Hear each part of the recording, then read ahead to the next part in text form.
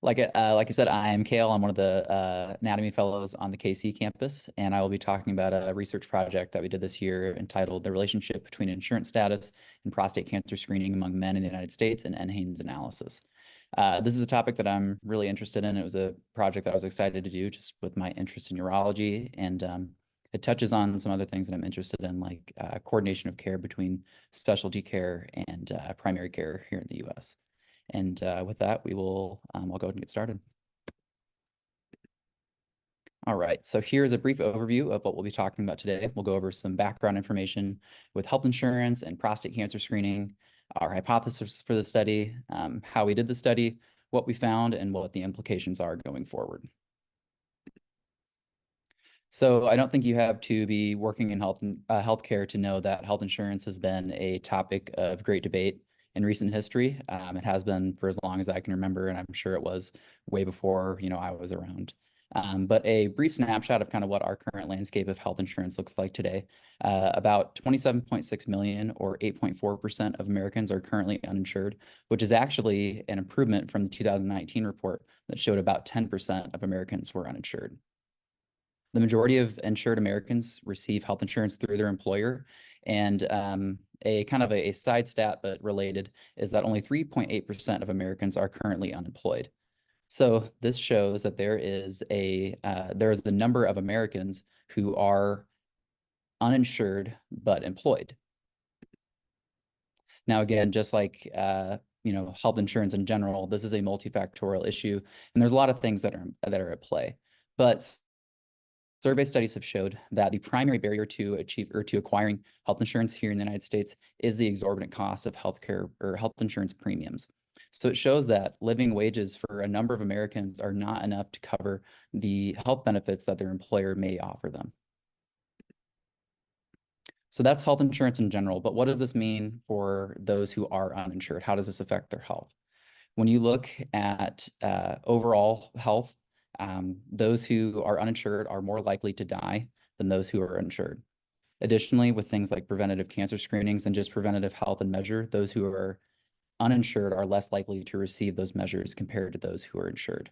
And when we look at cancer specifically, those who are uninsured are more likely to have metastatic or advanced disease. And if they do survive their cancer, they're more likely to, or their costs following remission are going to be more than double than those who are insured.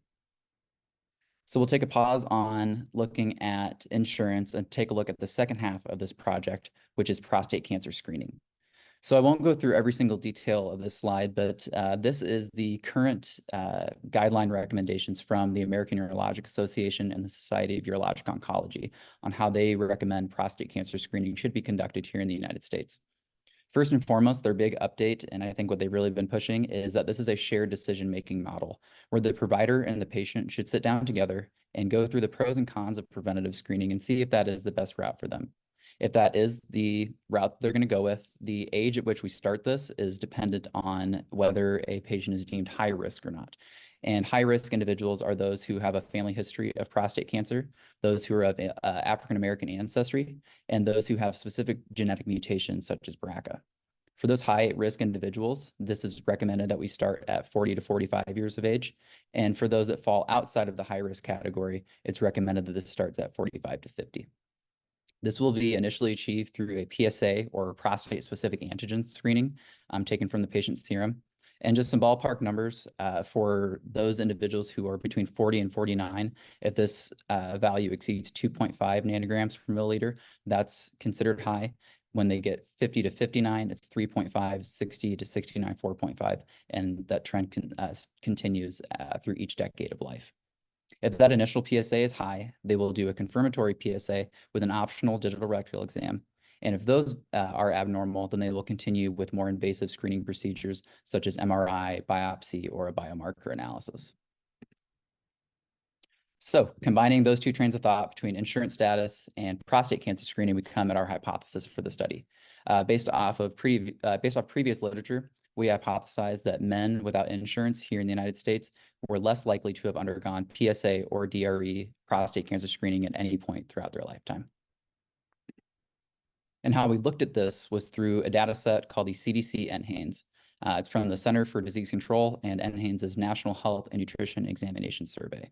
So prior to 2000, the CDC began conducting these NHANES surveys, which are a combination of physical examinations, laboratory tests, interviews, and different tests for physical fitness and nutrition, and compiling a publicly available data set so that researchers all over the world can assess the level of physical fitness, health, nutrition, all that for citizens of the United States.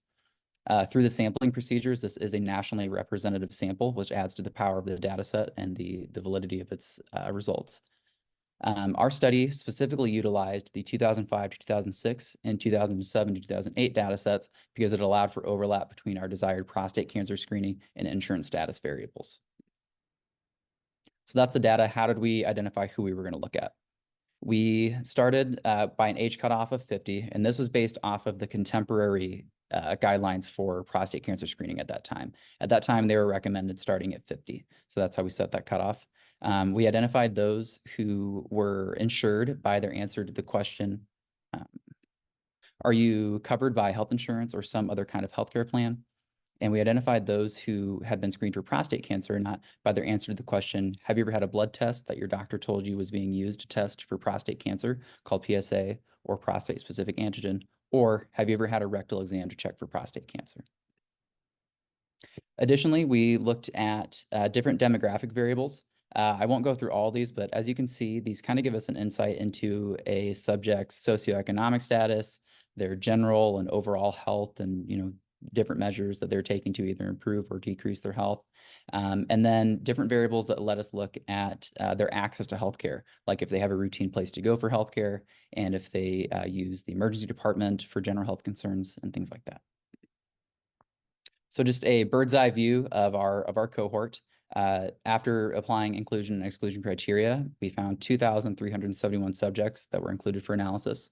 Of that group, 243, or about 10%, were uninsured, and 2,108, or about 88%, had been screened for prostate cancer.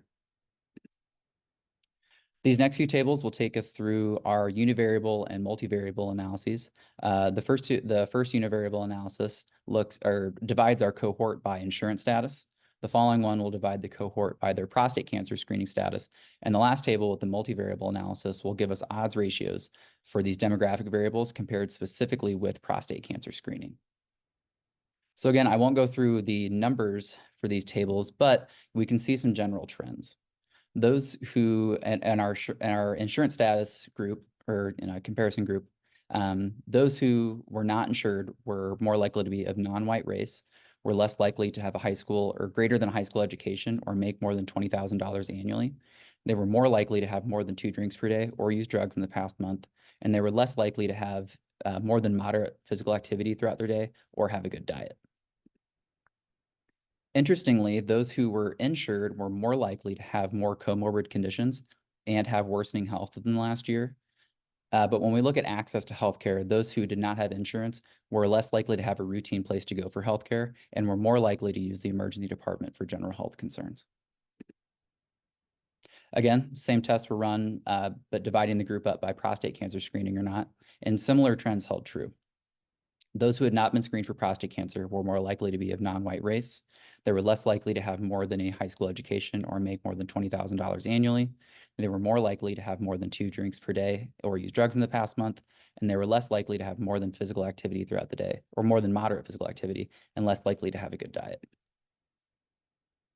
Again, those who had been screened for prostate cancer were more likely to have more comorbid conditions and have worsening health within the last year. But those who had not been screened for prostate cancer were more likely, or were less likely, to have a routine place to go for healthcare and were more likely to use the emergency department for general health concerns. Here's our multivariable analysis with our odds ratios, and I want to direct your attention to the top line, which is our primary endpoint for the study, whether or not having insurance affected prostate cancer screening in a multivariable model. And as you see here, with no insurance, the odds ratio was 0.206 with a p-value of less than 0.0001. This shows that in a nationally representative cohort of men, those who did not have insurance were almost 80% less likely to be screened for prostate cancer, which is a pretty good finding here. Additionally, Non-white race and having less than a high school education were also independent predictors of being screened for prostate cancer. And on the last bit of this table, not having a routine place to go for healthcare was also an independent predictor. So that's what we found, but what does this all mean in the larger picture of things? Yes, insurance status was an independent predictor for whether or not a subject would be screened for prostate cancer throughout their lifetime. But insurance status is only a small piece of the puzzle of a larger problem in our healthcare system, which is access to healthcare.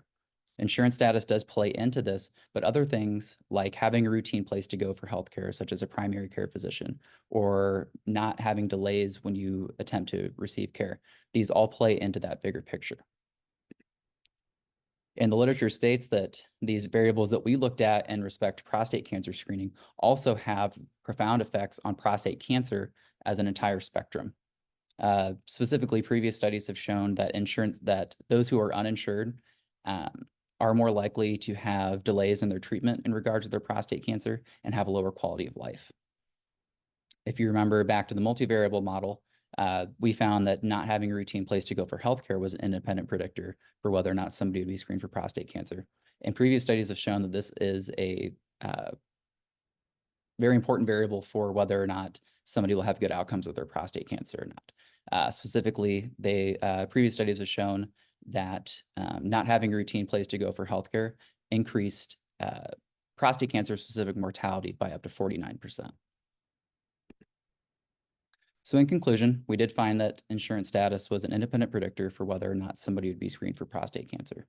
But again, we need to look at this holistically and in the context of the larger problem at play, which is access to healthcare.